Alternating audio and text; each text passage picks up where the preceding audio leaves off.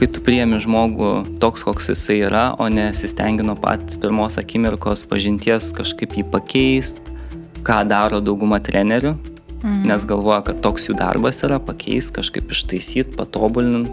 Mes galim garsiai pasipiktinti dabartinių sporto įstatymų. Jeigu tu nori būti įvertintas, tai tu pasidarysi taip, kad būsi įvertintas. Labai atėjo suvokimas, kad žmogaus prisilietimo apskritai nieks nepakeis.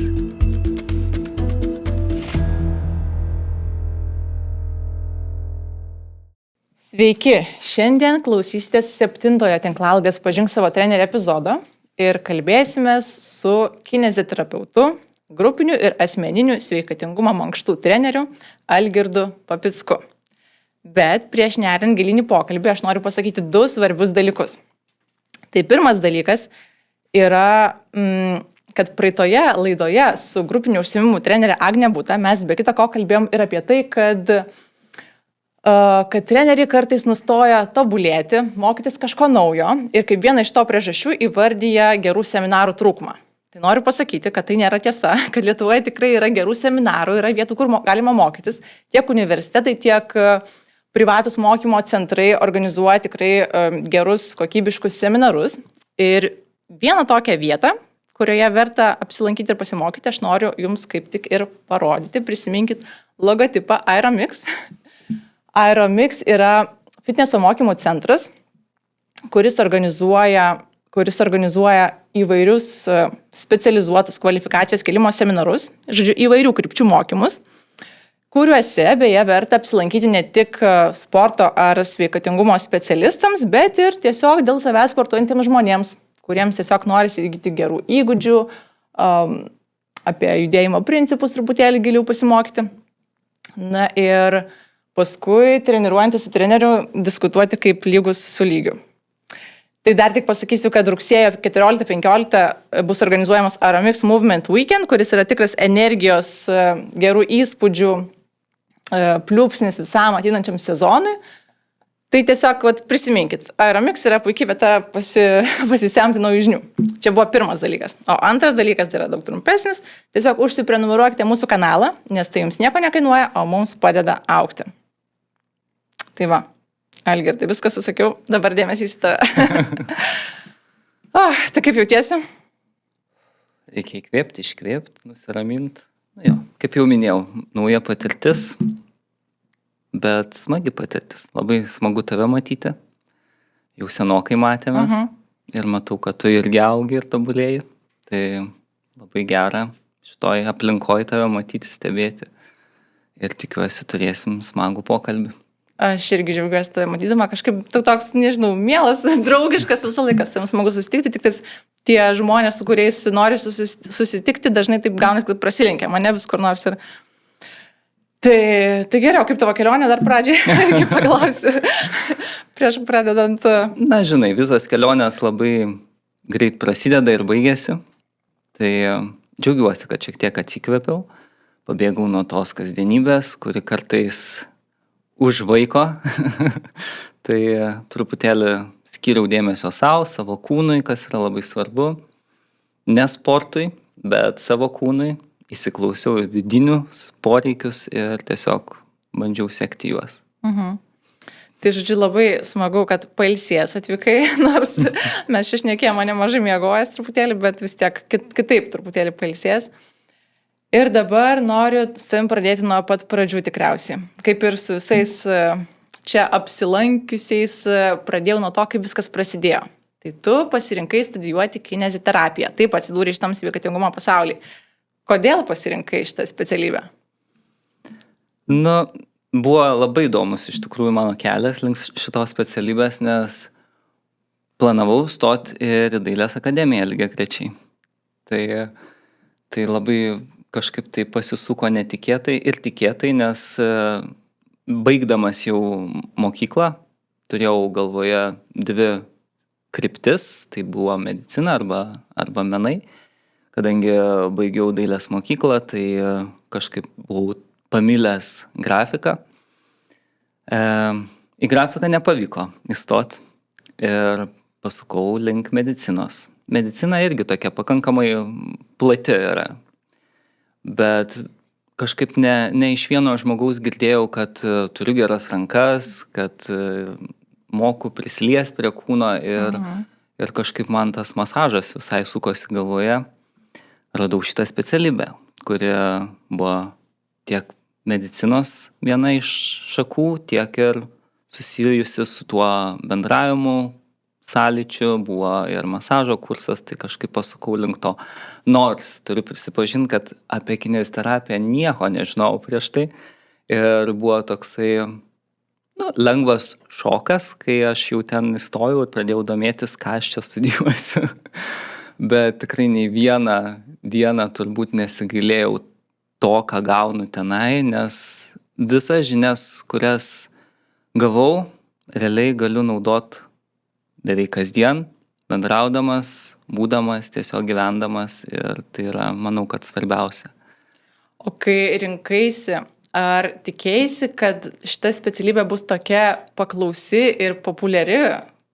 Nes tada, kai rinkaisi, tai man atrodo, tokia nišinė buvo, ne? Taip, tikrai. Ir daugeliui pasakius, kad studijuoju kineziterapiją, klausdavo, o kas tai yra, ar čia su kinu susiję, ar su kinologija, galbūt čia su šunim. Tai ne, sakau, čia gydymas judesiu. Tai tikrai buvo pakankamai nauja, nors atrodo ne taip ir senai, o gal jau ir senokai, bet tada dar buvo kažkaip nauja, o dabar jau tikrai. O sportiškas buvai?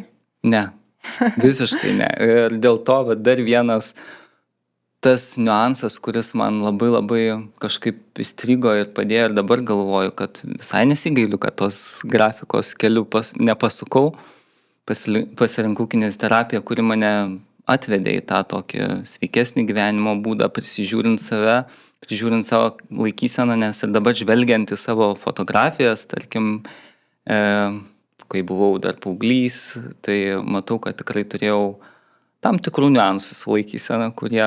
Bet dabar žvelgiant į tavo nuotraukas, tai aš taip sakyčiau, tu toks tobulas modelis, va tam tokiam būtum, nežinau, stipraus kūno modelis, jeigu tokių kur nors reikia tikriausiai kokiam nors aprangom sportiniam. Tai labai tinkamas žmogus, Algirdas Plapickas. Ačiū. Ne, tikrai tavo, kur studijose, tarkim, mane, fotosesijos vyksta, tai tavo tos tokios pasirinktos visos tokios įdomios būna pozicijos, labai toks sunkus pratimai ir visi raumenys išriškė. Tikrai labai gerai. Turiu niuansų su komplimentų priėmimu irgi. Kuklinas. O žiūrėk, dar skaičiau kažkaip, kad labai būdavo sunku dar tais laikais, kai baigėjai, ne, kad labai buvo sunku susirasti darbą kineziterapeutui. Čia tiesa? Sunku buvo tau, turėjai iššūkių su tuo? Aš asmeniškai ne, bet manau, kad tiesiog buvau pastebėtas. Nežinau. Koks tavo pirmasis darbas buvo? Mano pirmasis darbas buvo Pušyno kelio sanatorijai, Baltupiuose. Tai tuometinė vadovė reabilitacijos centro, Gintarė Vaitkienė. Jinai buvo mano ir diplominio darbo vadovė, tai parašęs pas ją diplominį darbą, jinai tiesiog man pasiūlė 0,25 etato, kažkas tokio, ir aš pamažu pradėjau ten dirbti ir kažkaip labai greit įsivažiavau į tą ritmą darbo. Tai tikrai nebuvo, praktiškai po vasaros pabaigimo jau iškart dirbau pagal specialybę. O žiūrėk, tau yra tekę kada nors ieškotis darbo, nes man taip susidaro vaizdas iš to, ką aš irgi žinau, kaip, pavyzdžiui, Enzo tave susirado, man toks jausmas, kad tave visi susiranda. Ar tau yra tekę pačiam ieškotis? Ne. Ne? Bet tai geras, kokia. Tai čia irgi kažkaip, tai nežinau, vadinu sėkmė, nesėkmė. Manau, kad daug kas priklauso nuo gal asmenybės, gal tam tikros savybės mano patinka, bet iš tiesų neteko ieškotis darbo. Vienu momentu tiesiog principingai bandžiau ieškotis darbo ir nelabai sekėsi. Vis tiek aš grįždavau pa žmonės, kurie manęs laukia ir galvoju, ką man čia draskytis, blaškytis, nes esu parašęs CV, nes buvo laikmetis, kada aš dirbau užsienį, irgi pagal specialybę, Maltoje, Italijai, ir grįžau iš ten, buvo planuose keliauti į Norvegiją, toliau dirbti pagal specialybę, bet turėjau išmokti kalbą. reikėjo pasiruošti tam tikrus dalykus ir turėjau likti kurį laiką Lietuvoje ir galvoju, pabandysiu dabar, pasirašiau CV, ten su visais savo visą patirtim, kad dirbau užsienį. Jokio dėmesio nesulaukiau, bet aš ėjau į tą bendrą tokią masę, tai galbūt todėl. Ir tuo pačiu metu turėjau tam tikrus žmonės, kurie jau vėl manęs laukia, tai jais pasinaudojau po kokių 3 mėnesių paieškų turbūt. Nebuvo tos paieškos intensyvios, bet galvojau, kam aš čia švaistau tą laiką veltui. Tai žiūrėk, tai tu dirbai įvairiuose, aš taip spėju, Pušno kelias, sanatorija buvo, paskui visokios gema buvo, ne tokie sveikatingumo kažkokie centrai, bet tokie reabilitacijos labiau. Bet irgi nebuvo tai taip labai madinga anksčiau kineziterapeutui derinti darbą su treniravimu, ne? Ta prasme, su tokiu prevencijos labiau sritim. Tai kaip tu pasukai į tą tada iš tokios, medicinos labiau iš gydymo į prevenciją, į treniravimą? Palaipsniui labai tai buvo ir gal pirmas žmogus, kuris mane įkvėpė, tai buvo Gemoj, mano kolegė Eglė, jinai irgi kineziterapeutė ir jinai vedė pilates treniruotės, aš pas ją pabandžiau ir man tai sukėlė iššūkio nemažai, nes supratau, kad pats daug ko negaliu padaryti, taip kaip norėčiau padaryti ir galvoju, kaip čia taip. Aš mokau žmonės, rodau, kaip turėtų būti, bet pats daug ko negaliu, negebu padaryti, tai mane tas užkabino labai. Tada kita kolegė, Santa, sako, po kurio laiko keliaujam studijuoti pilateso, tai jinai mane irgi nusivedė į studijas Michael Kingo, jos čia vyko Lietuvoje, tęsėsi metus laiko ir pramokau, sužinojau labai daug apie pilateso metodologiją, kurie pradėjau taikyti po truputėlį. Netgi ir individualiai dirbant daug kur pravertė tos pačios žinios, nes jos labai glaudžiai siejasi su kineziterapija. O tada pabandžiau grupinės treniruotės. Mano pradžia buvo GetFit'e, turėjau ten, bet ten toks buvo labai didelis srautas žmonių ir kažkaip tai nejaučiau labai didelio malonumo ten dirbdamas. Ir tada susipažinau su Egle, kuri man pasiūlė ateiti į Enso. Ir ten šiek tiek kitai buvo. Ten jau kitai pamilau šitą nišą grupinių treniruočių. O ką tu matytum bendro tarp to kineziterapeuto darbo, žiūrėjimo per anatomiją, per gydymą judesių ir pilatesą, tarkim. Tu dar pasakyk prieš tai, tu daugiau studijavai kažkokių skirtingų metodologijų, ar pilatesas buvo tavo pagrindinė tada? Tai yra tų metodikų labai daug pačioj kineziterapijoje, tai be abejo, teko man nemažai studijuoti ir manau, kad didžiulė dalis mano žinių bagažo tai yra iš tų papildomų visų mokymų. Pilatesas buvo tokia metodika, kuri atnešė visai naują nišą, kur galėjau gal pritaikyti savo kineziterapinės žinias labiau pilatese. Jos, aišku, papildė vieną kitą, bet manau, kad tai davė mano gal tą pasisekimą pilatese, kad daugiau žinių turėjau apie kūną, anatominės visas struktūras. Tai man įdomu, kai dirbt, kai manęs klauso, kai žmonės įsitraukia į tą veiklą, kurią aš vykdau ir mačiau, kad žmonėm įdomu tai, ką jie daro, su kuo jie dirba, kaip tas kūnas veikia, tai po truputį aš ir tose savo treniruotėse, man atrodo, gal toks šiek tiek mano ir išskirtinumas yra, nežinau, aišku, sunku pasakyti, nes nedaug kolegų lankiausi treniruotėse bendrose, bet man atrodo, kad vienas iš tų niuansų, ką aš turiu, tai daug šneku ir bandau paaiškinti, dėl ko darom vieną ar kitą pratimą, kaip jisai veikia raumenis tam tikrus, kaip tai yra svarbu ir kasdienybei, tai daug šneku, daug šneku kineziterapijos. Aš kaip tik ir norėjau klausti, kaip tu atrodo tau pačiam, kokia tavo sėkmės ir paslaptis, nes tu tikrai toks mėgstamas, tave mėgsta klientai ir sakai, tau net nėra tekę ieškotis darbo, tave susiranda visą laiką. Kas dar yra tokio paklausaus tavyje? Manau, asmeninės savybės.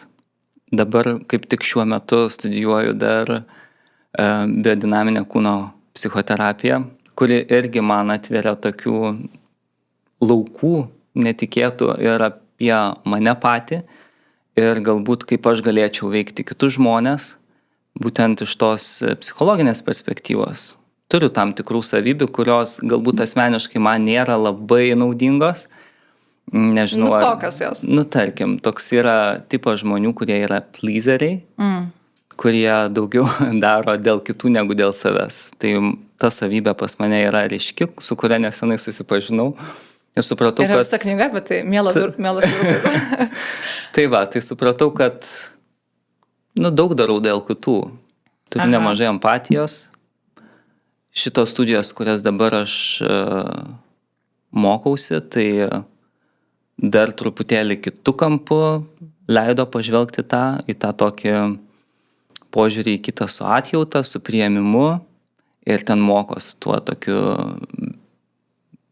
besaikiu priėmimu kitą žmogų pažinti. Tai vat, manau, tas man jau matau, kad duoda naudos ir dirbant individualiai, nes kai tu priėmi žmogų toks, koks jisai yra, o nesistengi nuo pat pirmos akimirkos pažinties kažkaip jį pakeist, ką daro dauguma trenerių, nes galvoja, kad toks jų darbas yra, pakeist, kažkaip ištaisyti, patobulinant, bet iš tiesų yra ne tai. Man atrodo, kad svarbiausia yra žmogų priimti toks, koks jisai yra ir parodyti jam jo kelią ir jo būvį, kaip jisai norėtų būti. Aš dabar mintyse galvoju, ar čia mums tęsti su biodinaminė psichoterapija, nes aš apie tai atskirai krūvą klausimų pasirašiau, bet pradžiai dar galvoju, mes prie to perėsim tikriausiai, gal prie to kineziterapijos dar kol kas pasilikim. Aš dar norėjau grįžti prie to momento, kad Get Fitas buvo tavo pradžia, ne? Paskui atėjai į Enso, kur truputėlį pajutė, kad kitaip yra. Taip. Kitaip tai tikriausiai, kad mažesnės grupės, truputėlį daugiau tam tokiam saugumui, ne, treniruočių metu.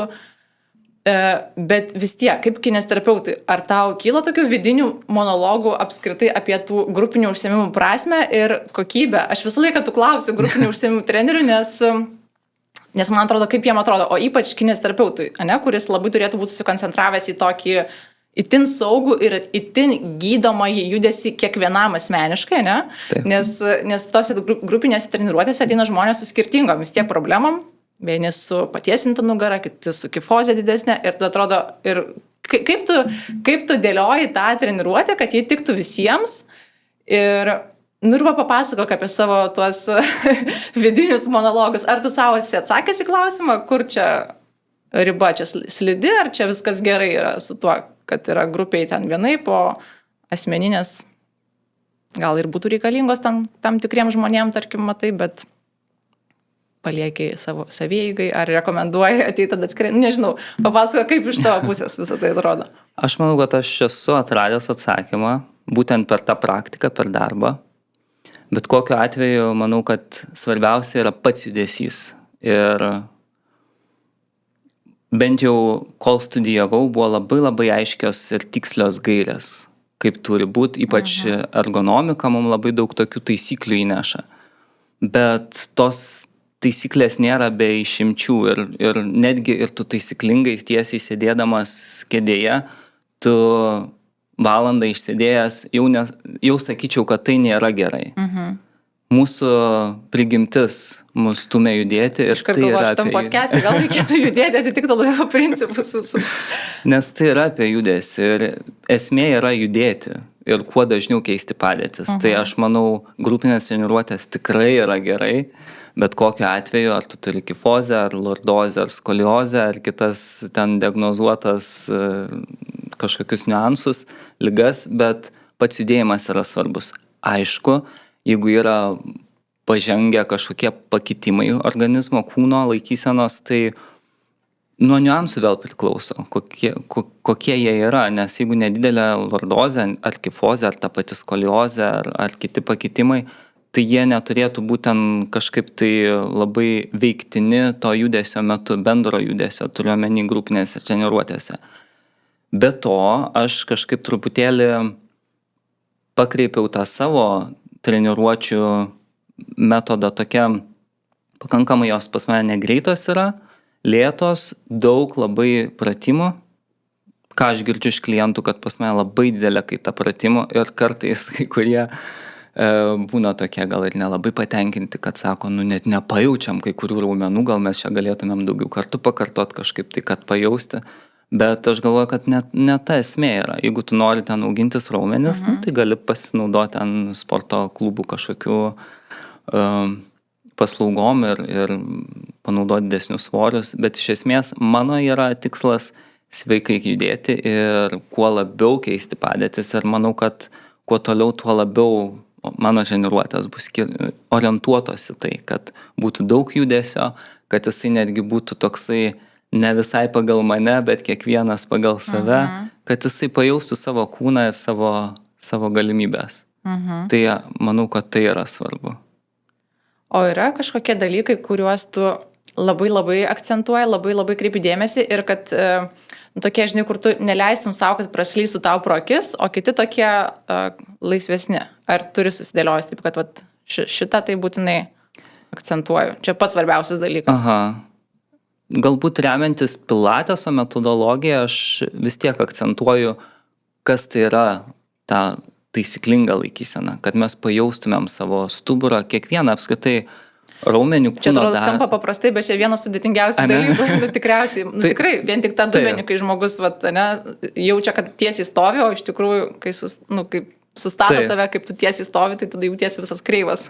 Tai aš galvoju, kad tai yra labiausiai apie pajautimą, kai tu jau pradedi jaust kiekvieną atskirai savo kūno dalį, tai atsiranda tas suvokimas, kaip tai turėtų būti. Ir jau kiekvienas tada žmogus atskirai gali jaust, kokioj padėtyje ten ta viršutinė nugaros dalis, kifozė vadinama, kokioj padėtyje lordozė, ar labai išreikšta, ar ne taip, dubuo, taip pat, kaip jau ir pati paminėjai, pečių padėtis. Tai manau, kad svarbu kiekvienam savo pajaus savo kūną, su juo susidraugauti ir jau tada bandyti kažką keisti, o gal ir nereikia labai ten kažko daug keisti.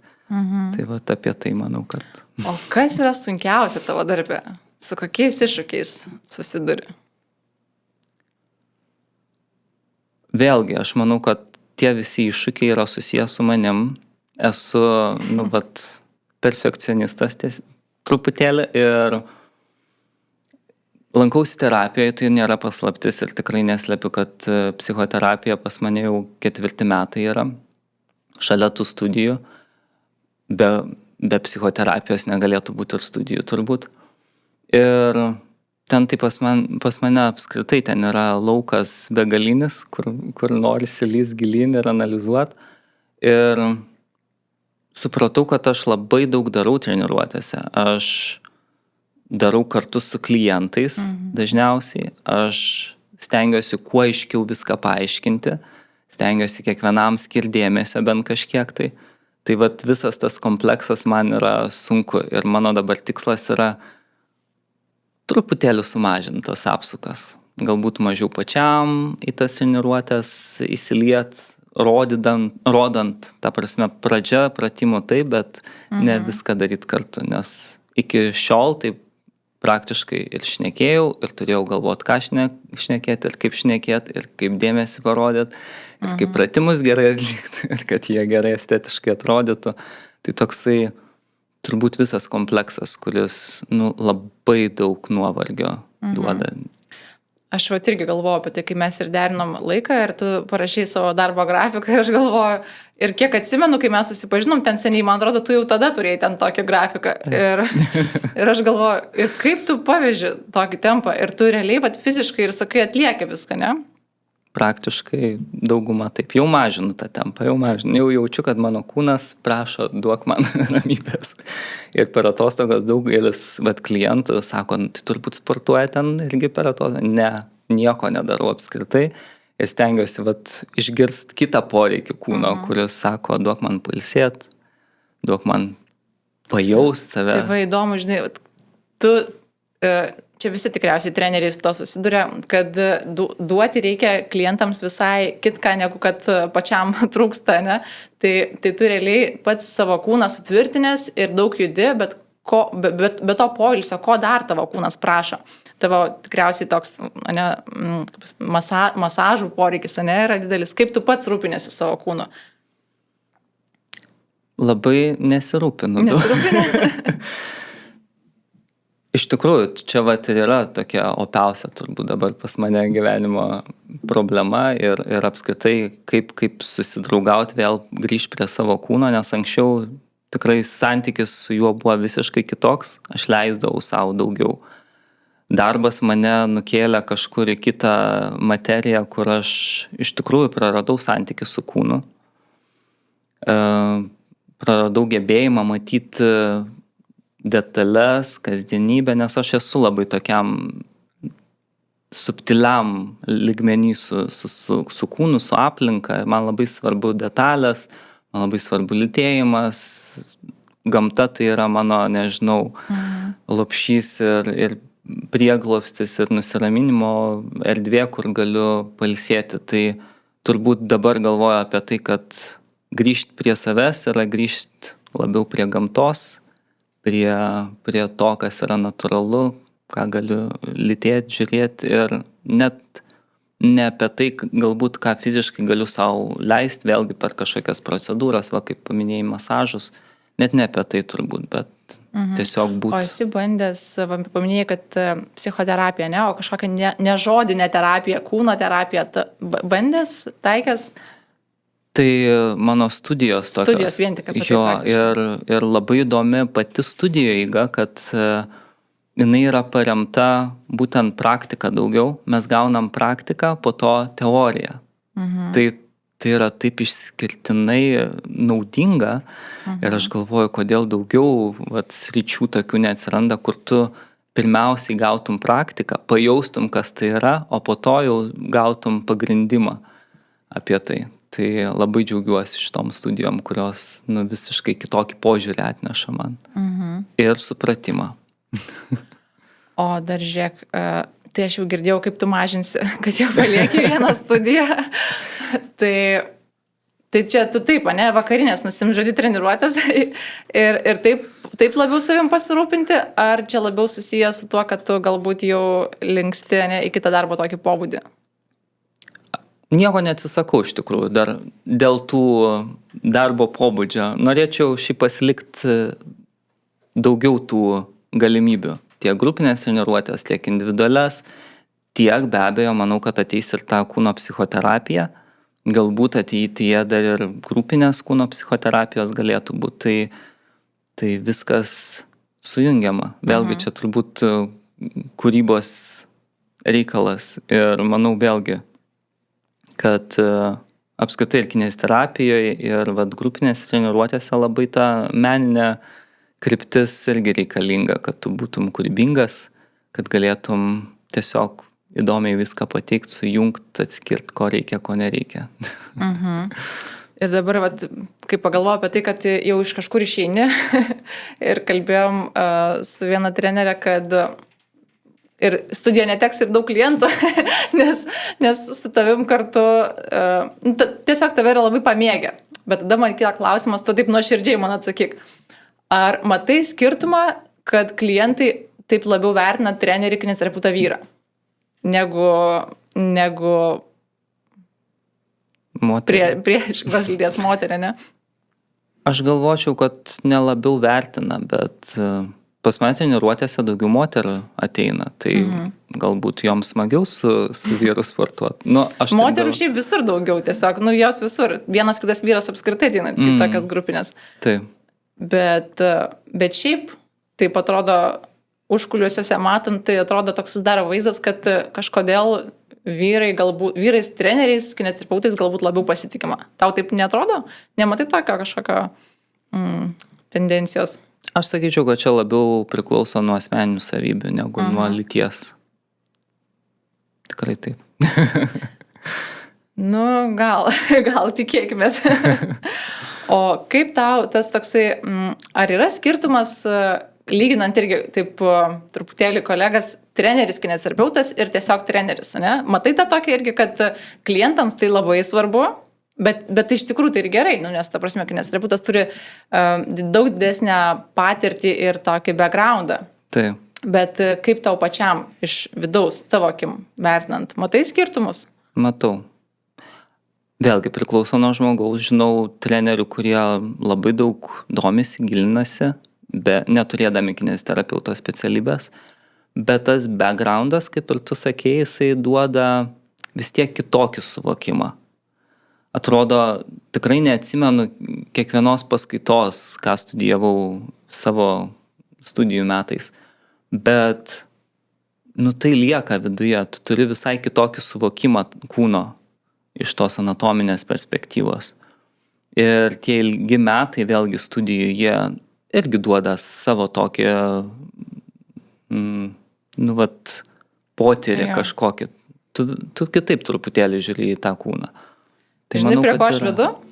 prie to, kad mes galim garsiai pasipiktinti dabartinių sporto įstatymą, kuris realiai, tikriausiai net nereikia kažkaip klausti, ką tu galvoji apie tai, bet iš principo tokį pasipiktinimą išreikšti, kad kineziterapeutai net iš principo net ir negalėtų dirbti normaliai trenerio darbą, jeigu nebūtų baigę to papildomo, fizinio aktyvumo specialistų mokymų. Tai ir dabar, kiek aš girdžiu profesorių pasisakymus, kurie, tą pasipiktinimą garsiai reiškia, realiai, ta prasme, aukščiausio lygio, pavyzdžiui, magistro išsilavinimo turintis kineziterapeutas, jisai tarsi netitinka reikalavimų. Tai kaip tau šita visa sistema? Sistemoje pas mus apskritai labai daug yra tokių niuansų, su kuriais aš nesutinku. Ir čia yra kur piktintis. Ir manau, kad visi yra teisūs su tuo pasipiktinimu. Bet visada yra kaip išeiti iš tų situacijų. Aš manau, vėl reikia truputėlį pasiduoti kūrybai ir manau, kad nėra taip, kad kažkas tave visiškai suribotų ir tu negalėtum daryti tai, ko tu nori. Taip. Ir jeigu tu baigęs kineziterapiją, labai nori vesti tas grupinės treniruotės, tai pasibaigsi tuos kursus kažkokius papildomus. Taip. Tai nėra problema. Aš nematau čia didelės problemos tame. Jo, tiesiog tas labiau, kad tas ir kainuoja ir visą kitą. Ir toks tarsi jaučiasi, tarsi tu nepripažintas kaip specialistas. Tarsi tavo sritis yra klinika, sanatorija, žinai, bet netreniravimas. Bet čia, žinai, dabar aš vėl grįžtu prie savo tų naujų studijų, bet čia vėl tas savo vidinio žmogaus vaizdas yra, tu atspindi savo, kaip tu jautiesi. Jautiesi, kad tavęs kažkas neįvertina. Čia yra tiesiog tavo vidinis atspindys. Bet jeigu tu nori būti įvertintas, tai tu pasidarysi taip, kad būsi įvertintas. Viskas vis tiek atsimuša į taip, kaip mes jaučiamės, kokie mes esam viduje, o ne tai, kad kažkas iš išorės mus bando suvaržyti, kažkaip tai apribot. Nepribos mūsų nieks, jeigu mes to nenorėsim. Bet tai kaip smagu, nes realiai labai gera girdėti, nes nors ir yra tarsi kuo piktintis kineziterapeutams, ne? Bet smagu, kad suvedi į tokius dalykus. Yra visada kuo piktintis. Man labai, kažkaip tai norėjau labai paminėti tą vakar skrydžio metu. Tokie jauni vyrukai už manęs atsisėdo, už mane jaunesni, manau, ir jie kalbasi, girdžiu, vėl mes čia grįžtam į Lietuvą, pažiūrėjau, kokie visi susiraukia. Bet tarsi jie bando save pastatyti tą kitą lygmenį, kad jie tarsi čia bet visi kiti pasipiktinę, bet jie ne, bet jie piktinasi tuo pačiu metu. Tai iš esmės, mes atspindim tą aplinką ir jeigu tu jautiesi savyje ramiai ir tavęs nedirgina tie pasipiktinimai, tai tu ir iš savęs neturėsi kuo piktintis. Tokie niuansai maži, kasdieniai, bet svarbu truputėlį į savo vidų gal pasižiūrėti ir pamatysi kitaip visai aplinką, kuri tave supa. O dar žiūrėk, truputėlį su kineziterapija tarsi taip vyniojant šitą bloką temą, tai tu šiaip kito darbo nesi nedirbęs, ne? Nesi kažkokio nesusijusio su tuo pabandęs. Esu šiek tiek fotografų dirbęs, papildomai. Bet man fotografija visą laiką buvo tokia niša mėgstama. Vis tiek menai traukia kažkaip. Taip, kažkiek ir patapau, aišku, bet savo malonumui.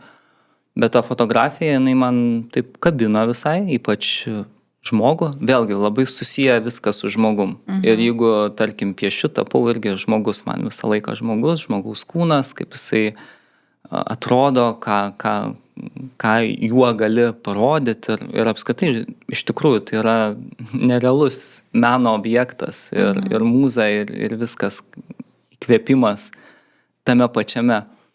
Ir šiek tiek perdegiau, nes vėlgi žmonės pastebėjo mane, pradėjo labai intensyviai siūlyt fotografuoti, tai ten krikštynos, tai ten mergvakariai ir panašiai, ir galvoju, jau nebeteikia man malonumo, nes vėlgi ta kiekviena fotografija, kurią tu nori žmogui pateikti, jinai, mano akimis turėtų būti apčiupinėta, kažkaip tai apipavydalinta ir pateikta atgal, negaliu aš tiesiog nufotografuoti ir atiduoti. Tai vėlgi mano perfekcionizmas gal čia pakišo koją, kad aš tiesiog perdegiau šiek tiek. Ir dabar fotoaparatas tiesiog guli jau kokius 5 metus mano stalčiui ir nelabai aš jo naudoju. Nu va, kaip įdomiai. Vis tiek menai traukia, bet, žodžiu, kineziterapija vis tiek yra tavo pagrindinė ta tokia sritis, kurioje tu praleidai daugiausia laiko, daugiausia patirties turi. Tai dabar norisi išgirsti tokį kaip galbūt tavo įžvalga apie tendencijas šitos srities. Kaip tu manai, į kur tai veda, kokios rūšies kineziterapija pamatysim artimiausiais metais, kokios, ar į tą asmeninį labiau vis tiek, čia aš taip girdžiu galbūt iš kitur, bet iš tavęs irgi įdomu. Aš manau, kad tai nebus labai taip sukoncentruota į asmeninį darbą ar į grupę žmonių. Visą laiką manau, kad bus dar kurį laiką ir tas variantas, kad ir grupiai galėsim pritaikyti šitą specialybę ir asmeniškai dirbant. Tik manau, kad tos specialybės laukas jisai praplatės ir tarkim, vėlgi aš suvedu į tai, ką aš dabar studijuoju. Šitos studijos taip ir gimė iš tiesų sujungus psichoterapiją ir kineziterapiją. Nes dabar suvokiu, kad mūsų laikysena apie tai, kaip mes jaučiamės, kaip mes judam, ko mes norim iš savo kūno, labai priklauso nuo to, kaip mes susiformavom, kokį mes psichologinį lauką turėjom vystantis, mūsų ta pati pirminė raidos visa etapų eiga, jinai mus labai paveikia. Ir viskas įtakoja mus taip, kaip mes esam dabar suaugę žmonės. Tai manau, kad truputėlį gal tas bus pakrypimas į viso kūno požiūrį, ne į tam tikrus taškus. Tiesiog toks holistinis požiūris, jis dabar darosi labai visur toks populiarus. Tai manau, kad į tą tokį vėlgi labai daug matau, kad grįžtam prie savo prigimties esmės, prie natūralaus judesio, prie išjausto judesio, nebe prie tam tikrų kažkokių standartų. Net ir tas pats pilatesas, tarkim, jisai buvo kurtas ir labai toksai standartizuotas, labai griežtas. Ir jisai šiai dienai visiškai netinka toks, koks jisai buvo sukurtas. Mes turim jį adaptuoti šiuolaikiniam žmogui. Tai jisai labai keičiasi. Tai ir ta pati kineziterapija, manau, kad labai keisis, plėsis ir daugiau manau, kad metodų atsiras pačioj kineziterapijai, kurių jau ir dabar yra aišku, bet tiesiog tas kūnas toksai yra ne iki galo dar ištirtas ir ten dar yra niuansų. O koks tavo požiūris yra į tai, į tuos metodus ir jų naudojimą tam uždaram tokiam cikle, ne? Jeigu metodas, tai nuo A iki Z metodą naudoju. Nes mes šios vieną draugę diskutavom ir taip truputėlį išsiskyrė tarsi nuomonės, bet mintis tokia, kad kaip tu sakytum, ar jeigu naudoji pilatesą, tai pilatesą iki galo, ar tu gali miksuoti taip drąsiau, ar visgi metodas naudą teikia tada, kai tu iki galo tik pagal metodą darai, žinai. Bet jeigu tu sumiksuoji kelis, tai tu jau išradinėjai nebūtinai tą, ką reikia. Ir nebūtinai gal tai yra labai kažkaip sveikatina tada tarsi. Bet kita vertus, tie, kas kalba apie judesių įvairovę, tai ta judesių įvairovė ir gimsta iš to, kad nėra labai griežtų taisyklių, kur tas metodas prasideda, kur pasibaigia, kur Tai tiesiog toks, žinai, išplaukiantis tarsi. Toks nėra metodo, bet judesys toks išplaukęs, žinai, tokia tema. Kur tavo atspirties taškas, kaip tu remiesi? Ar tuo tokiu išplaukusiu, kad judesys svarbu judesys, ar visgi tuo tokiu griežtu susižiūrėjimu, kad jeigu pagal metodą, tai tik tais griežtai pagal metodą? Man atrodo, vien pažiūrėjus į mane, nebūtų to antro varianto, nebūtų griežtų linijų. Aš galvoju, kad tos metodikos, jos galėtų būti taikomos pagal taisyklę nuo A iki Z, bet turėtų būti labai labai gerai atrinktos kiekvienam žmogui individualiai. Tarkim, aš žinau, kad ten su tavim galiu dirbti pagal tą metodiką ir dirbu, bet tikrai negalėčiau taikyti tos pačios metodikos visiems, nes jinai tikrai neveiktų. Ir pas mane yra nemažai klientų atėję, išbandę keletą metodikų, kurios visiškai neveikia, nors yra skirtos tam būtent specifiniui sutrikimui. Ir pabandai kitą metodiką arba pabandai komplektą kažkokių metodikų ir matai poveikį. Tai visgi manau, kad geriau kompleksas tam tikrų metodikų ir dauguma kineziterapeutų taip dirba, remdamiesi visą patirtim savo ir žinių bagažą. Tikrai mažai, manau, tokių yra, kurie labai taip strikt kažkokioj nišai. Nu jo. Bet yra kas norėtų ir už tai, kad, tarsi griežtai. Bet aš irgi labiau už įvairovę. Tai va, o dabar noriu klausti tavęs apie tavo darbą, kaip kineziterapeutas dirbi nacionalinį Čiurlionio menų mokyklą, ne? Taip. Ir man gal taip atrodo, kad kažkur aš lygiai esu girdėjus, kad tu sakęs, kad šitavo mėgstamiausias darbas. Ta prasme, kažkaip, kad mėgstamiausias rytis. O kodėl? Čia irgi toks labai įdomus niuansas. Ir dar įdomu, kaip tu ten atsiradai, nes jeigu tave visur kviečia, tai... Kas... Ir čia pakvietė. Įsivaizduoju. Žodžiu, čia taip irgi įdomu. Dar Gemoj dirbau ir pradėjo lankytis pas mus baleto šokėjai iš operos ir baleto teatro. Tiesiog pasirašė tam tikrą kažkokią sutartį su šituo centru ir pradėjo lankytis. Ir mano dabartinis darbdavys, ne darbdavys, bet tiesiog žmogus, kuris mane pakvietė, tai buvo mano klientas.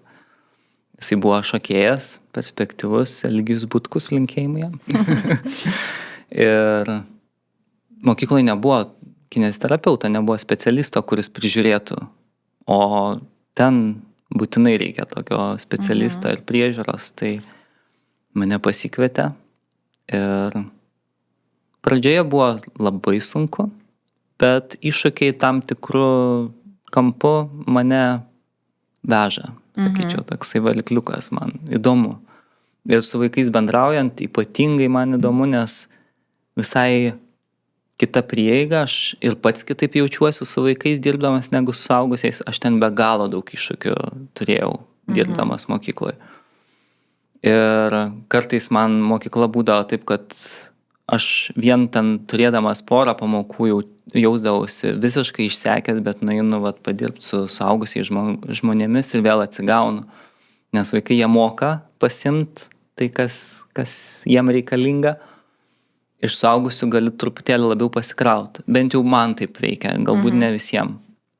Bet man taip veikia, nes aš vėlgi savo tam tikrais asmenybės niuansais bandžiau visą laiką kuo didesnį poveikį jiem padaryti, kad jie suprastų, jiem išaiškint gerai tą visą metodiką, dėl ko jiem reikia rūpintis savim ir panašiai, bet vaikai visai kitaip tą informaciją priima, jie tikrai nepriims taip kaip suaugę, kad tu pasakai, kad taip ir jie daro. Čia vėlgi labai daug kūrybos reikia, labai daug vėlgi to priėmimo, ypatingai dabar pastebiu, kuo toliau, tuo labiau, kad reikia labai daug priėmimo su vaikais, nes jie labai daug atsineša iš savo šeimos niuansų, galbūt tėvai ne visą laiką turi tiek daug laiko skirt savo vaikams ir jie visą tą bagažą atsineša į mokyklą, vienoj bendruomeniai būdami, jie ten gali visiškai nunešti stogą, bet jeigu moki prie jų prieit, išbūt su tuo, tai gali visai neblogų rezultatų pasiekti. Kita vertus, man skamba pakankamai liūdnai, žinai, kad tėvai neturi laiko vaikam, o tu, būdamas su jais ten valandą per kažkiek dienų, tarkim, tarsi turi daugiau laiko. Nu, čia toks truputėlį čia toks liūdnesnis. darbo niuansai, specifika, bet aš galvoju vėlgi, aš pats irgi vaikų neturiu, tai čia mano gal tokia irgi viena iš sričių, kur galiu tam tikrų būdu kompensuoti tai. Nes kuo toliau, tuo labiau jaučiu, kad pas mane gimsta tie tėviški instinktai, kur tiesiog man smagu su vaikais juos išklausyti, su jais bendraut, juos kažko išmokyt, galbūt kažkokį duot stimulą į tolyn. Žodžiu, jaučiu, kad tas darbas daug energijos reikalauja, daug iššūkių, bet tuo pačiu daug ir malonumo teikia. Tai čia turbūt kaip ir kiekvienam tėvui ir motinai, turiu omeny bendrai tėvam, kad su savo vaiku irgi viską patiria turbūt. Tiek sunkumų, tiek nuostabių akimirkų ir tą meilę, ir tą priėmimą, jisai viską tarsi užglaista ir tą santykį sukuria tokį.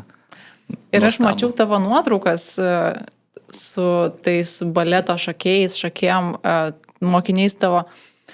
Ir kažkaip man pasirodė, kad labai geras ryšys jūsų iš nuotraukų, net ta emocija, žinai, ir aš taip galvoju, tai tu jiems labiau kaip draugas ar kaip mokytojas, ar... Nu, tu tikrai neprimeni to tokio kažkokio specialisto, labai tokio griežto. Jūs sukūrėt ryšį? Tikrai taip. Kaip taip gavosi?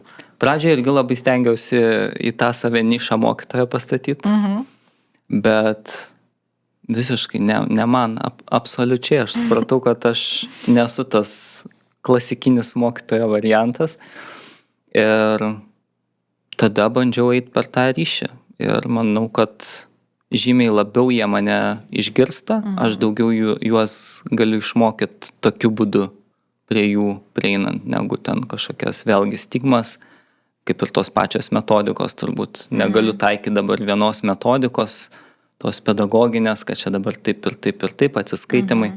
Tiesa, man gal truputėlį ir ta visa mano vertinimo sistema, aš turiu pamoką savo, dirbu kaip kineziterapeutas, turiu konsultacinį laiką, kur vaikai ateina jau su tam tikrom problemom, traumom, bet turiu ir pamokas, turiu visas klases nuo 6 iki 12, tai su įvairiaus amžiaus ir tam tikrų atžvilgių aš juos auginuosi nuo 6 klasės iki 12. Tai matau, kaip jie tobulėja, kaip keičiasi jų santykis, tai vėlgi labai smagu prie to prisiliest ir manau, kad tiesiog patirtis tai lėmė, kad atsirado tas kitoks santykis, kad man jisai svarbus ir manau, kad per santykį galima žymiai daugiau, per gerą santykį, žymiai daugiau išmokti, negu per tiesiog taikant tam tikrą metodiką. O kokios yra tos baleto šokėjų fizinės problemos? Ką tu matai kaip specialistas? Ties kokiais klausimais tau reikia daugiausiai dirbti? Būtent turiu omeny, kur daugiausia traumų kyla. Jo, tos tokios, žinai, kur kiekvienas profesionalus sportas turi kažkokią savo traumuojamą vietą. Nu, čia daug niuansų iš tikrųjų šitoj specialybei. Vien dėl to, kad kūnas keičiasi, formuojant nuo pat mažens kūną būtent šitai sryčiai, tai visiškai keičiasi kūno ašis, stuburo forma. Čia aš turėjau tokį trumpai labai incidentą, kad turėjau draugą, kitą šokėją, irgi iš operos ir baleto teatro, ir jisai gavo traumą teatre. Ir kadangi jisai buvo užsienietis, nekalbėjo lietuviškai, jis man paskambino, sako, gal tu gali su manim ligoniniai pabūt, kol man padarys tyrimus. Ir jam atlikus tyrimus, padarius nuotraukas, turėjo kaklo traumą.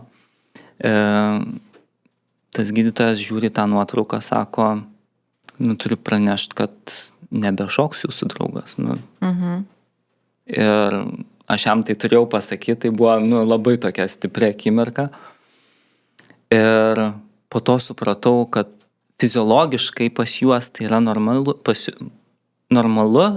šiaip pas žmogų yra kaklo vėlgi ta lordozė, išlinkis atgal. Pas jį atvirkščiai, kifozinis kaklas, išlinkimas į kitą pusę šiek tiek nuo tos laikysenos. Ir tai yra norma pas juos. Pas šokėjus tai yra pakankamai norma, aišku, pas vienus daugiau, pas kitus mažiau, bet raumeninas, visas kūnas prie to pristaikęs yra. Ir tai nėra traumos pasiekmė. Tai bet dirbant mokykloje su šokėjais labai reikėjo įvertinti tuos niuansus, nes tai, ką aš galiu taikyti su, sakau, normaliu žmogum, nors ne tas tinkamas žodis, bet su įprastai gyvenančiu žmogumi, tai yra visiškai kitas darbas, negu dirbant su profesionaliu šokėjų, baleto artistu. Bet ką tu, tarkim, darai, jeigu pasikeitus stuburo padėtis, ane, ašis ir linkiai pasikeitė, tai tavo užduotis yra kaip kineziterapeutui atstatinėti, bet tada tau, tu gadinsi jiems profesiją tarsi. Tai kaip tu derini, ką tu turi daryti? Vėlgi darbas tada su raumenynų pučiu. Ir vėlgi kuo toliau, tuo labiau matau, kad yra daug niuansų ir su psichologiniu lauku. Tai dirbu ir tam psichologiniam lauke dabar. Tarp kitko, mokykla yra turbūt viena pirmųjų vietų, kur pradėjau taikyti biodinaminę kūno psichoterapiją. Ir kas man labai pasiteisina ir matau rezultatus gerus, net ir patyrus traumą, konkrečią traumą, kur kaip kineziterapeutas turėčiau pakankamai lokaliai dirbti, bet taikant būtent kūno psichoterapiją, veikiant ne tik tą vietą, bet daugiau kūno, aš pamatau, kad yra rezultatas. Visai kitaip vyksta gydymo procesai, visai kita būsena, kitas tiesiog tas psichologinis laukas pas tą vaiką žmogų, kaip jisai jaučiasi, kaip jisai priima tą traumą. Ir galbūt netgi traumos priežastis kartais gali būti ta, kad jisai pervargęs, kad jisai kažkaip netaip idealiai kažką padaro, kaip galėtų padaryti, nes pas juos standartai yra pakankamai aukšti ir jie dažnai pervertina savo galimybės arba labai aukštus tiesiog lūkesčius pasidaro, dėl ko atsiranda daug irgi traumų, arba atvirkščiai dėl to, kad nenori kažko daryti, nes nepaslaptis yra labai daug jaunų šokėjų ateinančių į mokyklą dėl to, kad tėvai to nori labiau negu patys vaikai. Tas irgi yra labai dažna traumų priežastis ir skausmų. Ir yra labai daug, tarkim, vaikų, kur pastoviai skundžiasi skausmais, perėję per daugelį specialistų išsitirt, nėra tokių ryškių pakitimų, kurie sukeltų tiek daug skausmo, kurį jie jaučia. Tada supranti, kad galbūt ne fizinė plotmė čia visa esmė, bet taip, kaip jisai jaučiasi tas vaikas. Taip. Čia kaip jeigu tėvai labai nenori leisti, tarkim, vaiko į darželį, bet yra priversti leisti ir vaikas labai daug serga. Ir toks, žinai, ir tu nerandi paaiškinimų tarsi tokių, žinai, kūniškų arba kažkokių materialių. Tai yra tiesiog, psichologija, jisai atspindi tavo būseną, serga tam, kad padarytų lengviau tėvams, kad iš tikrųjų jis neįtų tą darželį. Tai vaikas toks savotiškas indikatorius labai. Aha. Tai jeigu turėtum, pavyzdžiui, dabar vaikų leistum, tarkim, į baletą šokti, ar tau, ta prasme, ar tas sportas visgi yra toks, kur tu taip pamatai iš vidaus ir sakai, per daug... Turbūt reikėtų įvertinti labai, nes labai priklauso nuo fizinių duomenų. Yra tam tikri fiziniai niuansai, kurie tinka baletui. Ir jeigu vaikas turi tam duomenis, kodėlgi ne, ir noro. Noras labai svarbu, tai kodėlgi ne, bet prievarta ar tiesiog iš savo intencijos kažkaip bandyti kalbint, kad eitų šok, tai ne, manau, kad ne. Gerai, tai čia norėčiau tikriausiai jau apie biodinaminę psichoterapiją paklausinėti. Gal tada pradžiai tu taip trumpai ir nupasako, kas tai yra. Tai čia tikriausiai mes jau supratom ir iš pokalbio, ir šiaip tikriausiai gana aišku yra, kad tai apjungia ir kūną, ir psichologiją, ir emocijas, ir visą kitą, bet ko tu ten mokaisi realiai, kaip atrodo tas mokslas, kaip tu taip apibūdintum pakankamai paprastai, kaip tas atrodo realiai praktikoje? Šiek tiek galvojau apie šitą klausimą. Ir iš tikrųjų sudėtinga trumpai apipavydalinti, nes tai yra kiekvieno žmogaus esmė apie tai, ką mes studijuojam, apie tą būvį, kaip mes jaučiamės ir kaip svarbu būti priimtam. Labai atėjo suvokimas, kad žmogaus prisilietimo apskritai nieks nepakeis, jokie aparatai, jokios mašinos ir pati turbūt galingiausia jėga, gydymo jėga tai yra prisilietimas ir savireguliacija. Pats kūnas labai puikiai geba save pagydyti. Tiesiog reikia nustatyti tam tikras gairias, padėti, kaip aš sakau, būti tam tikrų vedlių žmogui, kad jisai atsisuktų ir pamatytų, kur yra problema. Net ne problema. Tai šito žodžio gal net nelabai ir turėtų būti.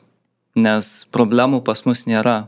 Pas mus yra tam tikri išugdyti mechanizmai, kurie vienu ar kitu gyvenimo momentu mum padėjo, išgyvent padėjo.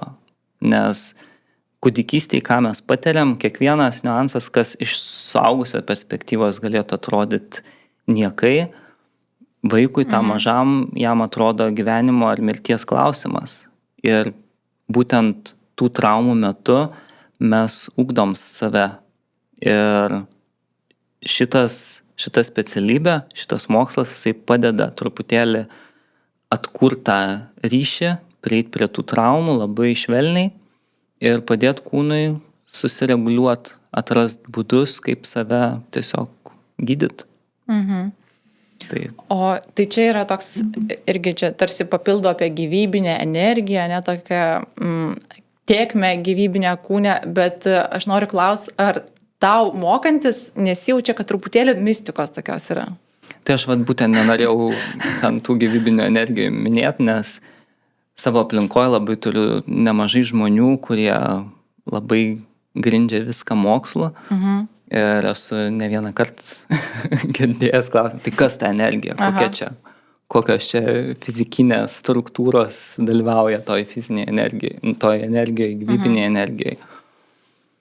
Tam tikrus dalykus iš tikrųjų sudėtinga paaiškinti, bet jie egzistuoja ir man labai patinka šitose studijose, kad tu pats išbandai, nes aš irgi taip visai skeptiškai žiūrėjau į tam tikrus niuansus, bet kai tu pajauti rezultatą, kai tu pajauti galę savo kūno, kad tu jį gali įdarbinti taip, kad jisai tau padėtų, o ne tave kažkur smugdytų ir kankintumėsi ten savo skausmuose, nebūtinai fiziniuose, bet ir psichologiniuose. Tu, ta prasme, gali jį visai kitaip nukreipti ir savo padėti. Ir tikrai pripažįstu, kad ne viskam yra paaiškinimas iki galo. Yra tam tikri terminai, kurie naudojami, bet tu juos gali pakeisti. Tas pats, tarkim, siela, ne? Tikinčiam žmogui tai atrodytų normalus terminas, kurį gali naudoti, bet žinom, kad šiuolaikiniam pasauliu tikrai kuo toliau, tuo mažiau yra įtikėjimą labai linkusių žmonių ir tas sielos pavadinimas gali skambėti keistai mistiškai. Tai siela yra mūsų vidinis ego. Ir kaip mes su juo susitinkam, kaip mes su savo vidum susitinkam, pirminė asmenybė, antrinė asmenybė, tai psichologiniai terminai, kurie irgi gali išsirutuliuoti į tam tikrus dalykus kaip energijos, kaip siela. Tai tiesiog skirtingi terminai apibūdinantis tuos pačius dalykus. Taip. Yra tikriausiai būdų, kaip prieiti prie tų žmonių, kurie ir netikė apie tas subasmenybės, tai man atrodo kažkaip, žinai, kalbant apie sielą, bet gali privesti prie toks terminas subasmenybė, jau kažkaip tarsi racionaliau skamba, ne? Taip. Bet realiai tai irgi yra apie tos sielos lygmenis yra. Tai tarsi yra būdų, tai aš taip tikiuosi, kad tie, kurie labai kategoriški ir skeptiški, jie randa būdų, kaip savo pagrysti tuos gilesnius dalykus. Bet žinai, man įdomu, kai tu mokaisi, ar tu susiduri su tokiam situacijom, kur tu galvoji, čia stebuklas tiesiog? Ne, aš vis tiek galvoju, kad yra pagristumo viskame. Pagristumo, ne? Aš manau, kad mokslas dar kai kuriuose srityse nėra tiek giliai pažengęs ir aš manau, kad viskas yra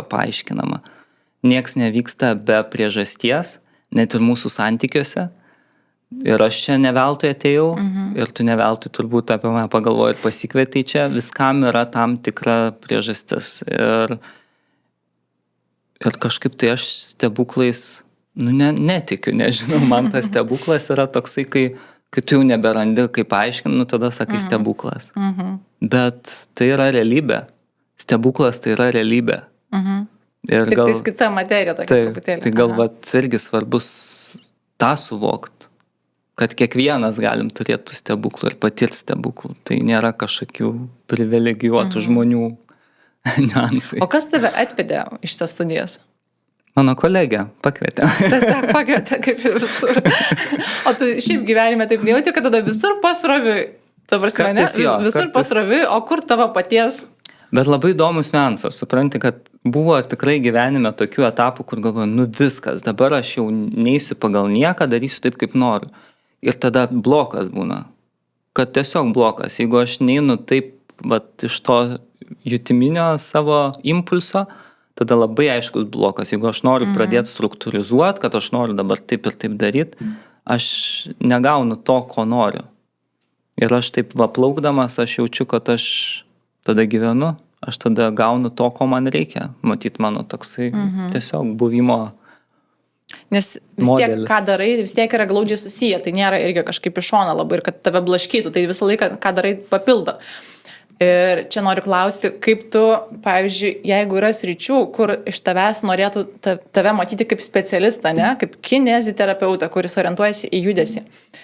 Po tokių studijų, biodinaminės psichoterapijos, ar įmanoma dar grįžti į tą lygmenį, kur tu matai žmogų tik per tą fizinį kūną? Nes aš tai įsivaizduoju, tai tiesiog neįmanoma. Tu tiesiog visur, kur dirbsi, matysi plačiau jau. Nes irgi dar vienas toks pavyzdys, su kuriuo susidūriau, dabar galvodamas apie savo profesiją pagrindinę kineziterapeuto, ateina pas mane žmogus su tam tikrais laikysenos pakitimais. Tarkim, turi didelę kifozę.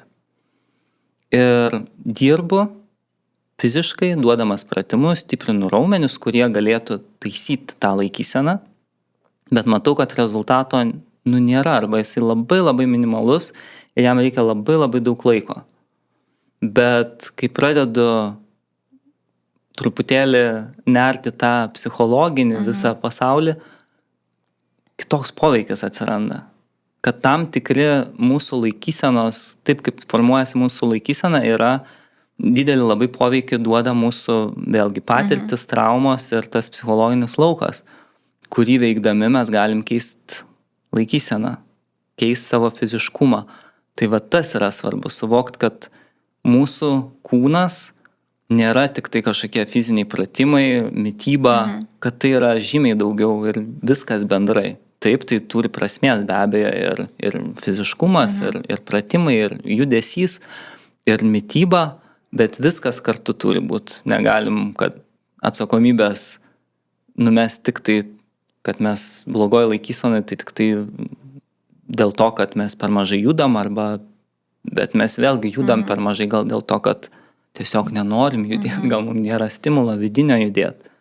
Arba norim, bet psichologinės nuostatos yra tokios stiprios, kurios neleidžia kūnui. Ne? Tai viskas, iš kurio kampo be pažiūrėtum, viskas yra labai glaudžiai susiję ir negali veikti tik vienos vietos. Turi vis tiek apim daugiau. Bet čia norisi klausti apie tas dalykus, kai yra tarsi mokslas, sakytų, tarkim, nežinau, struktūriniai pakitimai, skoliozė, nebeištiesinsi stuburo. Bet ką sakytų tavo dabar studijos ir mokslas, ne? Kitoks mokslas, kuris apjungia sielą, emocijas, psichiką, viską. Ir tai, ta prasme, tai gali stipriai atsiliepti struktūram, kurias sako, kad kitas mokslas, tarsi, ne? Sako, kad tu jų nebeištiesinsi. Tai aš apie tokį susikirtimą. Kaip tau ir ką sako? Tam tikrų niuansų be abejo tu nepakeisi. Skoliozė, jinai, kaip ir nėra pilnai išgydoma. Aišku, priklausomai nuo ligmens, kokio lygio skoliozė. Jeigu jinai nėra stipriai pažengusi, tai tu tikrai gali ją koreguoti. Bet tu dabar kalbi kaip kineziterapeutas, ne? O jeigu tu kalbėtum kaip biodinaminės kūno psichoterapijos specialistas, ką tu tada sakytum?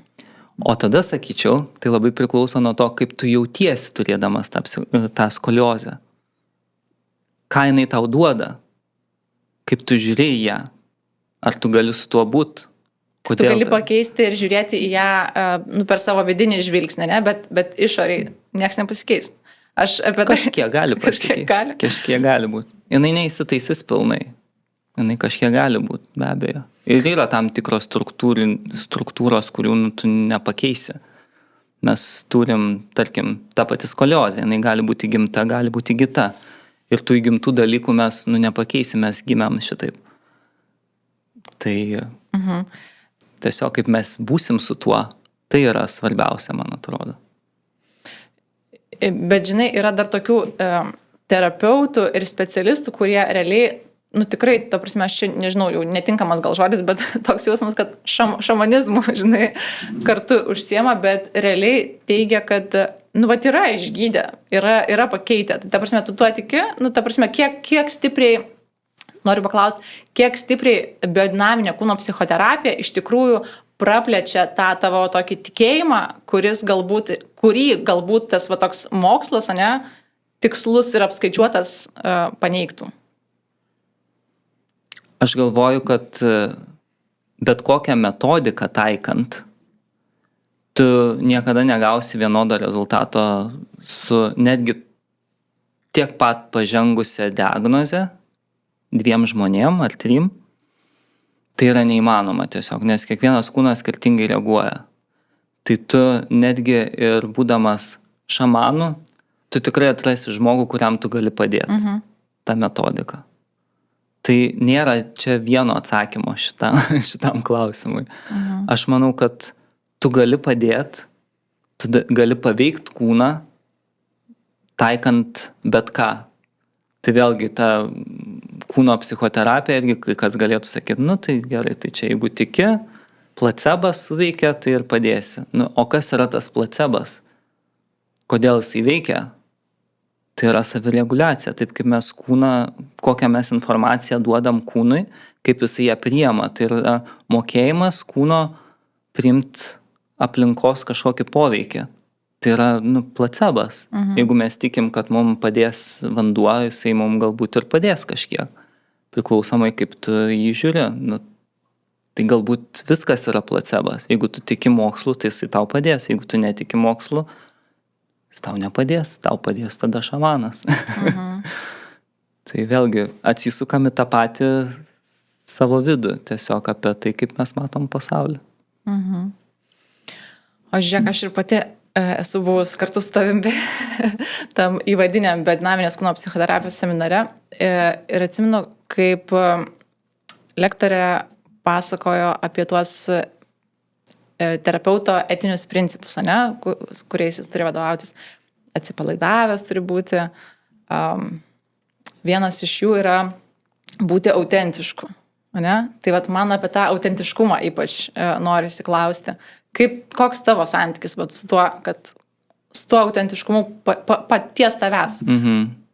Kaip tu jautiesi tame? Čia buvo reikalų, iš tikrųjų, vėlgi apie tą savęs priėmimą.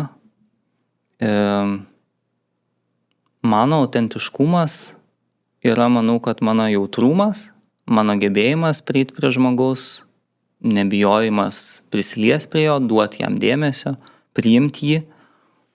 Tai man tiesiog reikėjo laiko ir dar reikia iki šiol. Aš manau, kad tikrai aš nesu 100% tame, ką formuoja būtent šitie mokslai biodinaminės kūno psichoterapijos, kad labai yra svarbu save išugdyti, galbūt tam tikrų traumų efektą sumažinti, kad jisai kuo mažesnį poveikį turėtų dirbant su kitu žmogumi. Nes labai daug lemia projekcijos, kurias mes sukūrėm su kitu žmogumi. Ir jeigu mes per daug vadovaujamės jomis, aš negaliu būti pleaseris dirbdamas kaip biodinaminės kūno psichoterapijos specialistas. Aš turiu būti neutralus visiškai. Aš negaliu kažkaip tai bandyti pernelik padėti jam, kažkaip eiti santykį, bandyti kažką pakeisti. To nereikia šitam moksle. Reikia būti tokiam, koks tu esi visiškai. tai pirmiausia reikia save priimti tokį, koks tu esi ir tada jau eit prie kito žmogaus. Tai manau, kad apie tai. Tai manau, kad dar mano yra dalis kelio, kurį turiu nueiti ir save įkūnit šito specialisto vaidmenyje, jeigu galima tai pasakyti. Ir tai turbūt apie. Bet tu minėjai ne tą prisilietimą, kad ir sunku tarsi prisiliesti ir visą kitą, bet kiek aš matau iš to, kaip atrodo vyksta iš jūsų reportažų, iš jūsų nuotraukų, man atrodo, ten jūs nuolat apsikabinę, nuolat visi glebešiuojasi. Ar čia yra to dalis, ne, kažkaip sukurti tą saugią atmosferą? Ir apie ką tai yra? Dėl saugios atmosferos iš tiesų, bet tai, kas ten vyksta, irgi ne su visais. Realiai yra grupė žmonių, kuriem tas labai tinka, kur yra didelis poreikis prisilietimui, bet yra žmonių toj pačioj grupiai, kurie visiškai neina į tokį kontaktą. Tai vėlgi jie kitokiu būdu gali tą santykį sukurti, nebūtinai. Ir aš nesakau, kad aš tikrai ten čiupinėsiu su žmogum, kuris nenori to. Tikrai ne, bet kuris nori, tikrai aš jam duosiu to. Kad tai nėra problema ar kažkoks nepriimtinas dalykas. Ir manau, kad labai daug tokių visuomenės normų yra, kurios prieš tą, kad ten liestis, kaip čia atrodys, kodėl čia turi būti kažkokia intencija iš kartam lietimuose. Nebūtinai to nereikia. Intencija liestis yra intencija liestis.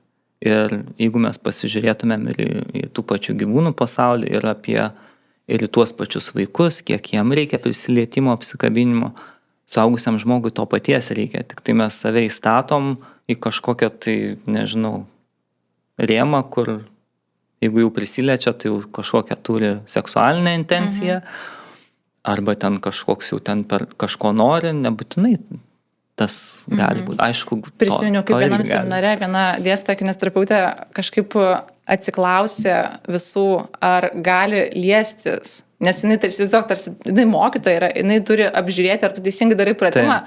Ir jinai kaip ir atrodo neišvengiama, kad turėtų liestis, bet jinai sako, aš tikrai esu susidūrus su tuo, kad žmonės nenori būti liečiami, žinai, net kai tu koreguoji jų pratimą. Yra tas, aš irgi susidūrusi. Tikrai. Ir man tai irgi yra toksai savotiškas šokas, kur atrodo, tu bandai tarsi padėti.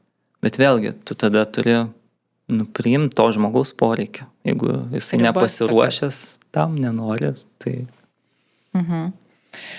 Ir lygiai tam pačiam dinaminės kūno psichoterapijos įvadiniam seminare aš iš savo konspektų radau tokį labai gražų sakinį, kuris tuo metu man labai kažkaip patiko, paliko įspūdį, kad mes visi turime gilų žinojimą, kokie mes esame, kai esame sveiki. Atrodo, taip paprastai skamba, ne? Bet aš noriu tavęs klausti apie tą tavo gilų žinojimą. O tu tiesiog apie save, ne? Įsijauti.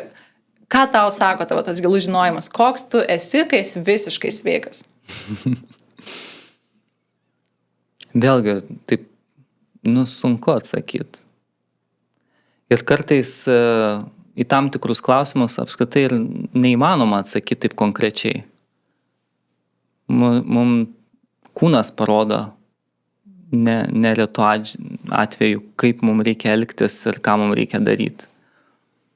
Ir aišku, šiuolaikinis pasaulis jisai labai stumia į tą tokį mechaniškumą, kad mums reikia ten keltis darbus, kad reikia padaryti tą ir tą ir tą, bet kartais tas vidinis žinojimas yra apie sustojimą galbūt tokį. Ir jeigu yra kažkokie dalykai, kur tu abejoji, ar to reikia ar nereikia, tu gali savęs paklausti, ar tu dėl savęs tą darai, ar dėl kažko kito. Nes mūsų tą vidinį būvį, mūsų sveiką būvį labai daug lemia ir pagrindė remia išoriniai veiksniai tam tikri. Ir jeigu mes nesiklausom savo vidaus, bet einam vis tiek tų veiksnių išorinių stumimo link, tai dažniausiai einam prieš save. Tai tiesiog Nežinau tikslaus atsakymo į šitą klausimą. Tai toksai... Nes čia kitaip tariant, toks, žinai, gali sekti klausimas, kokie tu sakytum, kad yra tos visiškos sveikatos požymiai. Ir čia aš labiau gal linkstu link to, kad tai nėra vėlgi vien tik apie kūną. Kad, žinai, apie ką tu labiausiai iš karto gali galvoti, kad kai esu visiškai sveikas, tai ten nieko neskauda, ten, žinai, stiprus esu, ten, žinai. Bet aš apie tavo tokią, kad sveikata tai yra tokia visiška kūno ar psichikos sintezė, žinai, ir apie tas iš karto savybės, kurios galbūt atspindi tavo tą psichoemocinę gerovę, žinai, kurios tu, jeigu jas turi, tai tu gali laikyti save sveiku žmogum. jeigu tau ten dar viskas įtampoje, tai reiškia kažkas su tavo sveikata ne visai tada, žinai. Man tai, žinai, bet čia labai asmeniškai turbūt man. Man tai yra su tuo priėmimu kito. Nu, va tokiu visišku priėmimu. Tarkim, vėl man tas išeina pavyzdys iš vakar lėktuvo. Nu, va kažkas burba ir tu priėmi, kad, okei, nu, tegul jam taip geriau, tegul jis išsiburba.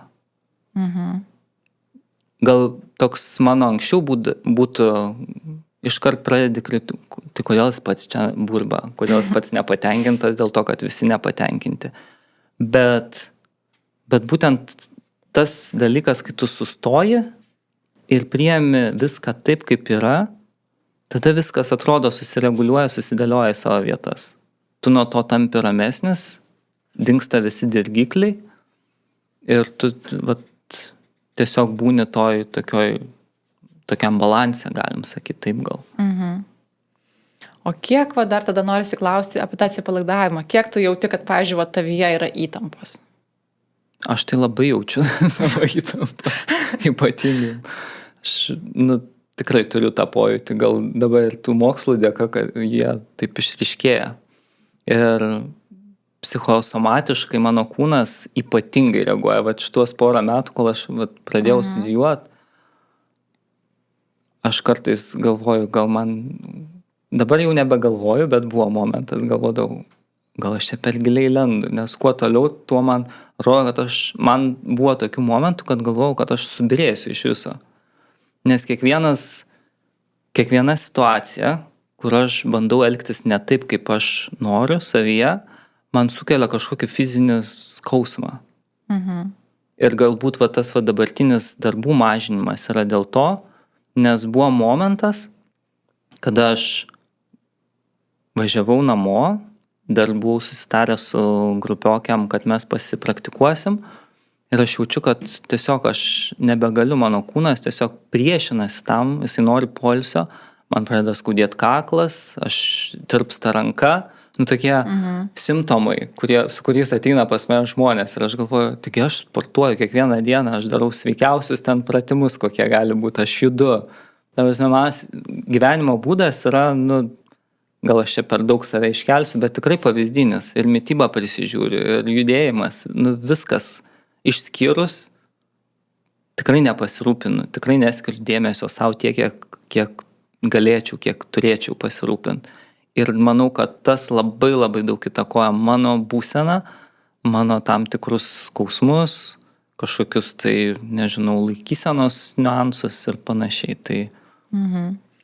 Tai tu rūpinėsi daugiau per tokį kūną, ne, ir per tokią išorę, tokios vidinės priežiūros. Bet, pavyzdžiui, dabar labai ten irgi ant bangos, čia ta vidinė savęs priežiūra, tai, pavyzdžiui, neturi tokių ritualų, nemedituoji? Ar tau, pavyzdžiui, nepriimtina, ar tiesiog neradai laiko? Dar iki to nedariau. Ką, pavyzdžiui, siūlytų studijos tavo, ne? Ką sakytų? Kaip savo vidum rūpintis? Šiaip sunku vėlgi vienu kažkokio apipavidalinimu sudėlioti tai. Gal atrast padėtis, atrasti kažkokius dalykus, kuriuos gali susikoncentruoti, save nuraminti.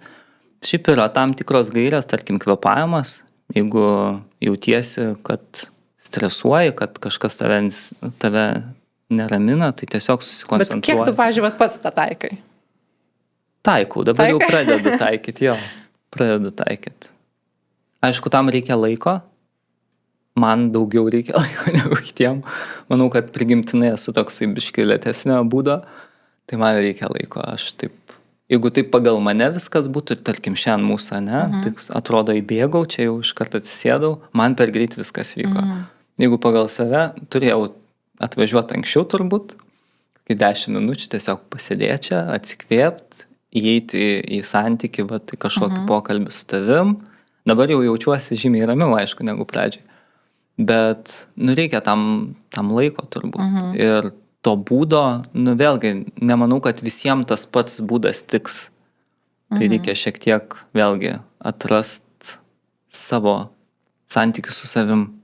Čia tokios irgi, manau, kad skamba, kas klausosi tą podcastą, klausysis jį, tai tokios labai mažai konkretumo tame, ką kalbu, bet tuo pačiu labai daug ir gilumo. Nes jeigu tu pagauni, tai pagauni, nepagauni, tai ir tas lieka toksai. Žinai ką, man atrodo, kas yra tame burbule ir tame gyvena, tas labai greit pagauna, dėl to, kad kai tame esi, tu galiausiai susišaudi informaciją iš skirtingų šaltinių ir tu galiausiai pradedi matyti, kad vis tiek viskas yra apie tą patį. Vis tiek visi kitais žodžiais, bet vis tiek šneka apie tą patį. Ir tau tiesiog kartais, jeigu tu dar nesi tame, tau tiesiog ir reikia tų, žinai, ten 10 galbūt pokalbių paklausyti, gal dar kažko, žinai, kad tu pradėtum apčiuopti tą pagrindą, žinai, tą bendrą vardiklį, apie ką čia visi kalba. Bet realiai, tai tu, nežinau, dar klausy ar ne, bet ar šiaip knygas skaitai, irgi vakar su vyru kalbėjom, kai tose pačiose knygose kažkurį laiką skaitai ir atrodo tarsi nauja, o paskui žiūri, čia visurgi apie tą ir tą vieną dalyką kažkokį, žinai. Tikrai taip. Bet žinai, grįžtant tada prie tavo dar tos, kur šnekėjom apie tą sveikatą, man apie tavo tėtį noriu paliesti, nes mačiau tokią ištrauką laidos, kur tavo tėtis buvo kalinamas. Ir man kažkaip pasirodė taip, čia tai sveikatos pavyzdys. Ta prasme, 80 metų, pagal tai jau kaip atrodo ir kalba jau atrodo, kad ten, žinai, viskas gerai su vidum, o išoriškai tai ant galvos stovi, ta prasme, stiprybė, tai ten iš viso raumenynas visas, žinai, tai iš kur tas atėjo, tarkim, tavo tėčio, ne? Iš kur jis tas motyvacijos galų galia turi ir kas yra tie tokie, irgi šaltiniai tos sveikatos tokios. Žinai, čia turbūt irgi pavyzdys toksai būtų kiekvienam ir man pačiam, kad tas savęs įsiklausimas labai yra svarbu. Nes aš labiau toks gal biški polinkį turiu tyrinėti, kažkokių tokių neapčiuopiamų dalykų pamatyti. Jisai toks yra labai konkretus, jisai ten visą laiką skaito, daug remiasi ten mokslu. Toks tikrai labai labai tikslus žmogus. Bet jisai turi pojūtį kūno savo. Jeigu jisai suvalgo kažką ne tą, bet labai taip subtiliai ne tą, jisai iškart jaučia. Jis kiekvieną savo fizinį kažkokį skausmą, kažkokį niuansą, jisai atranda taškus kažkokius, jisai ieško, jisai savo kūne tokį žemėlapį turi, kuris ten kiekvieną atrodo skeltelę žino ir pažįsta jau. Ir man tas yra toksai pavyzdys ir su mityba pas jį viskas yra labai labai labai sudėliota. Rutina, kada valgo, jisai yra atrodo, tie metai jam buvo tam, kad jisai ateitų iki šito taško, kada jisai viską žino, kaip turi būti. Ir iš tikrųjų, jam 82 metai jau bus, bet jisai, ta prasme, aš nematau pas jį kažkokių lėtinių ten ligų, kažkokių, tai nežinau, tokių niuansų. Matai, kad žmogus sensta, bet tuo pačiu jisai save taip gerai pažįsta, žino, kas jam tinka, kas jam netinka ir gyvena pagal tai. Bet jo specialybė tai dainininkas, ne? Bet tai tas ir yra, žinai, kad tu sakai, kineziterapijos studijos ir darbas tave paskatino ir atvedė tarsi iš tą sritį, žinai, kai tave vėlgi išorė, žinai, bet kai tavo gyvenimas toks, kuris galbūt visos aplinkos sąlygos diktuotų, kad tu gali priešingai gyventi, tai kas tada yra, ne, tam žmogui tokie vidiniai, stiprus motivatoriai kažkokie, ne, kurie taip nulėmė tokią kokybę gyvenimo. Reiktų čia jo paklausti. Gal ir tėti tavo pasikviesti, ne? O kaip kiti šeimos nariai tokie labiau pagal tėtį ar... Labai skirtingi. Skirtingi? Labai skirtingi. Aš turiu dar 3 brolius ir sesę. ir visi be galo skirtingi. Tikrai. Man atrodo, mūsų čia visus sodinus būtų visiškai atskiros temos, apie ką šnekėt. Bet apie tą vidinį pajautimą, gal sakyčiau, aš ir mano sesė turi tokią labiau išvystytą.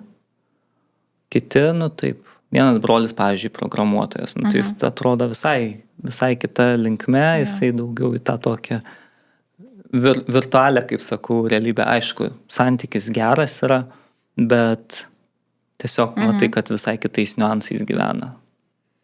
Bet tikrai mes ne visi pagal tėtį.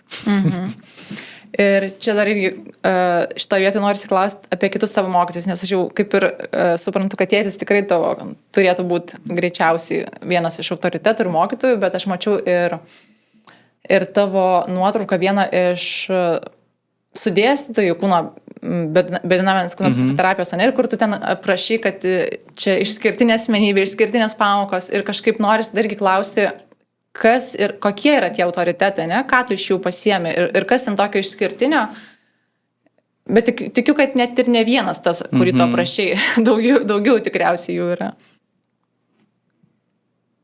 Vidinė išmintis, kur irgi nėra to tokio tikslumo, ne? Toks labai pavydalintas. Bet kai tu klausaisi tų žmonių ir atrodo kiekvienam žodį slypi kažkokia prasmė, kad nėra nieko beprasmiško.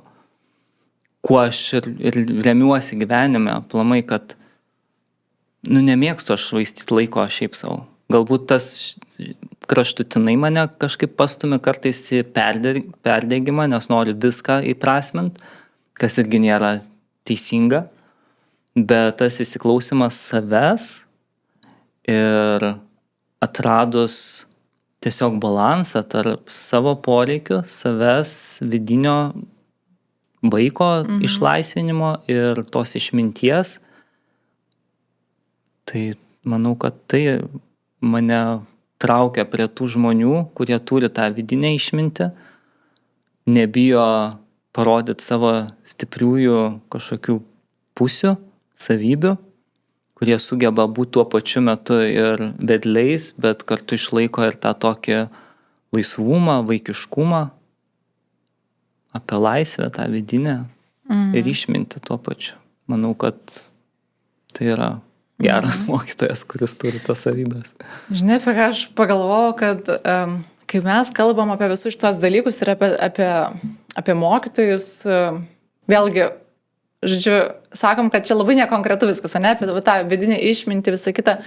Ir aš kažkaip galvoju, kas mūsų tie žiūrovai yra ir kokių konkrečių atsakymų jie tikisi, žinai. Ir kai kalbam apie trenerį, apie tokį, aš tokį bent jau tokį sveikatingumo trenerio idealą irgi turiu tokį kaip tu, kaip prieš tai mano kalbinti treneriai, žinai, kurie remiasi tokiais autoritetais, kurios apibūdini, kur sunku kažkaip galbūt įsprausti kažkokius rėmus. O gali būti, kad kažkas tikisi netokių atsakymų tarsi, žinai, ir tikisi tokių, kaip pasakyti, labai tokių kūniškų ir, žinai, labai tokių, nežinau, labai ribotų, tiesiog, žinai. Ir labai tokių, aš tokį įsivaizduoju, jeigu mūsų klausytojas yra tas, kuris kažkaip dar nepaniręs į tą kitą pusę, žinai, ne vien tik į kūną, tai aš labai norėčiau, kad kažkaip paklausytų daugiau tavęs, kitų trenerių ir kažkaip atpažintų. Tiesiog noriu tarsi ir nuraminti, kad tai nėra taip, kad čia neaišku, apie ką mes kalbam, žinai, kad tiesiog ateina laikas ir tada supranti, kad tai yra tiesiog galbūt kažkoks etapas, kai kūnas yra viskas, bet jeigu norisi tarsi suprasti daugiau, apie ką čia mes kalbam, tai tiesiog įmanoma prieiti prie to. Tikrai taip. Aš tai tiesiog palinkėčiau tokio šiek tiek kantrybės, ieškot, kai vaikai žingeidžiai žiūri aplinką, tyrinėja, ieškot. Kiekvienas tikrai turi galimybės atrasti tai, kas jam patinka.